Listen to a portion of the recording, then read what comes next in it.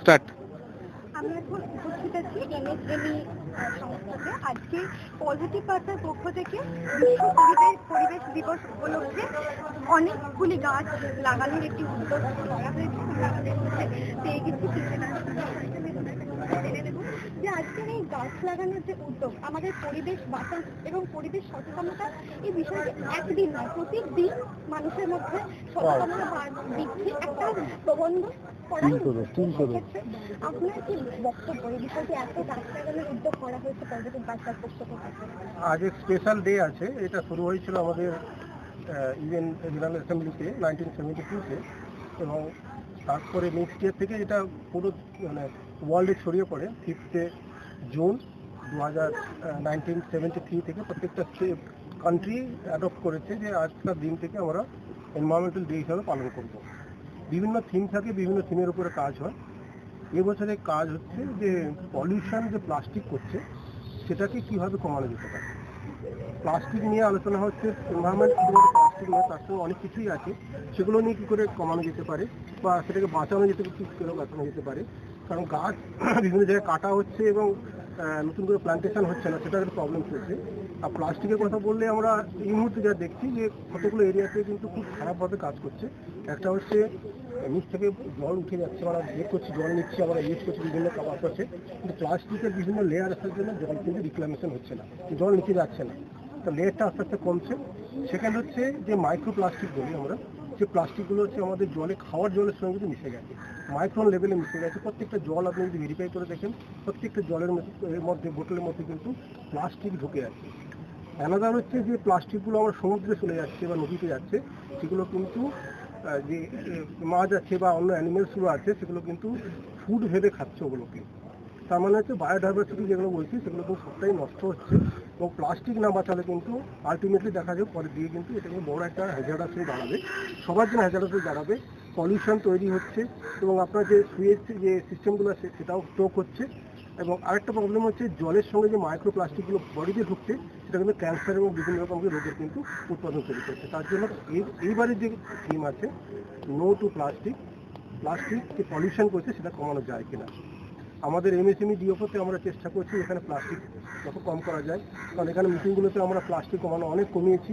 যারা জল বাড়ি থেকে খাওয়ার জন্য নিয়ে আসে তারা চেষ্টা করে যাতে করে প্লাস্টিক বোতল আমরা ইউজ করতে না হয়।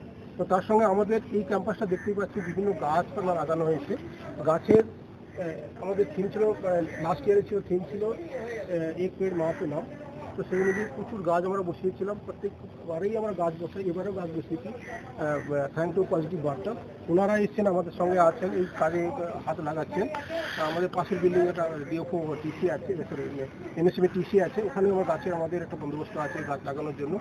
গাছ ব্যাপারটা হচ্ছে পলিউশন ডেফিনেটলি কমায়, কারণ ওখানে অক্সিজেন দিচ্ছে, দিনের বেলা রাতে কার্বন ডাইঅক্সাইডকে শুষে নিচ্ছে, সব কিছু নিয়ে একটা বড় একটা ব্যাপার আছে।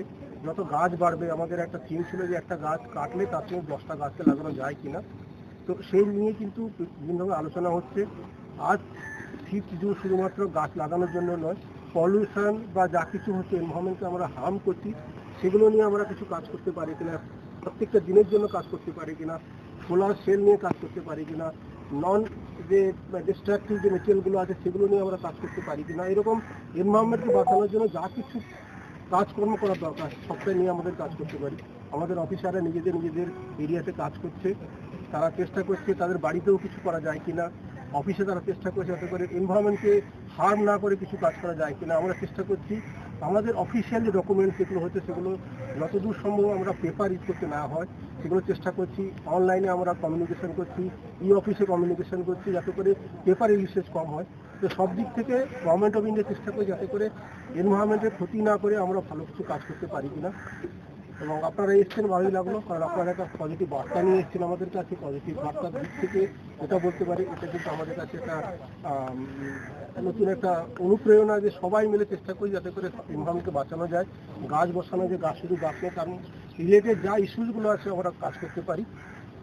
আর এমএসএমই ডিওফো নার্সেল যে কাজ করে থাকে প্রমোশন ডেভেলপমেন্ট ও এমএসএমই সেক্টর, আমি সবার কাছে এই বার্তা দেবো যে এমএসএমই সেক্টরে যারা যারা আছে স্টেক হোল্ডার্স আছে সবার কাছে অনুরোধ থাকবে আপনারা গাছ বাঁচান, প্লাস্টিক ইউজ কম করুন, যতদূর পারেন না করলেই বেটার হয় সেটা করুন। এনভায়রনমেন্টকে বাঁচান, সবাইকে বাঁচান। নেক্সট জেনারেশন যারা আছে তারা আমাদেরকে দোষ দেবে যে আমরা কিছুই করলাম না, নষ্ট করে চলে গেলাম, এবং কিন্তু এরপরে কিন্তু কোনো মানে রিভাইভ করার কোনো জায়গা থাকবে না। গভর্নমেন্টের রুল আছে, মানে সিস্টেম আছে যেখানে আমরা এই এনভায়রনমেন্টে কাজ করতে পারি। বিভিন্ন রকমের অ্যাক্টিভিটি চলছে, প্লাস্টিক নিয়ে কাজ চলছে। সিঙ্গেল ইউজ প্লাস্টিককে আমরা বলি সিঙ্গেল যে ইউজ প্লাস্টিক যেগুলো বলি সেগুলোকে মাইক্রোন যে থিকনেস আছে সেই থিকনেস নিয়ে 50 ফুট নিচে সেগুলো আছে, 40 ইঞ্চি যেগুলো আছে সেগুলো যাতে কম করতে হয় সেগুলো আমরা চেষ্টা করে চলেছি। বিভিন্ন মিউনিসিপ্যালিটি কর্পোরেশন চেষ্টা করছে।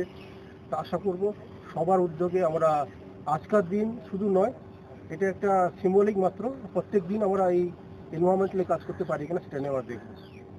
সবাইকে অসংখ্য ধন্যবাদ এই উদ্যোগে পার্টিসিপেট করার জন্য, এবং বদ্রী বার্তাকে অসংখ্য ধন্যবাদ এই বার্তা সবার কাছে পৌঁছানোর জন্য, যে আমরা যে এনভায়রনমেন্টালি কাজ করছি, আপনারা যে কাজ করছেন সবটাই যেন সবার কাছে পৌঁছয়, আমাদের স্টেক হোল্ডার যারা আছে তাদের কাছে পৌঁছয়, যে আমাদের এনভায়রনমেন্টালি ভাবতে হবে, শুধু নিজের জন্য নয়, নেক্সট জেনারেশনের জন্য এনভায়রনমেন্টকে বাঁচিয়ে চলতে হবে, এবং সেটা দেখতে হবে আমার সবাইকে অসংখ্য ধন্যবাদ।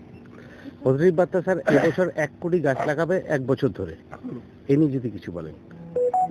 না, এটা তো খুব ভালো। আমি যেটা বললাম, একটা গাছ কাটার সঙ্গে সঙ্গে গাছ তো বিভিন্ন কাটছে, সেখানে যদি একটা পেছনে 10টা গাছ লাগানো যায় তো অটোমেটিক্যালি বাড়তে পারে, কিন্তু 1 কোটি গাছ মানে কম নয়। কিন্তু এটার জন্য সময় দিতে হবে এবং লোকেশনও দরকার আছে।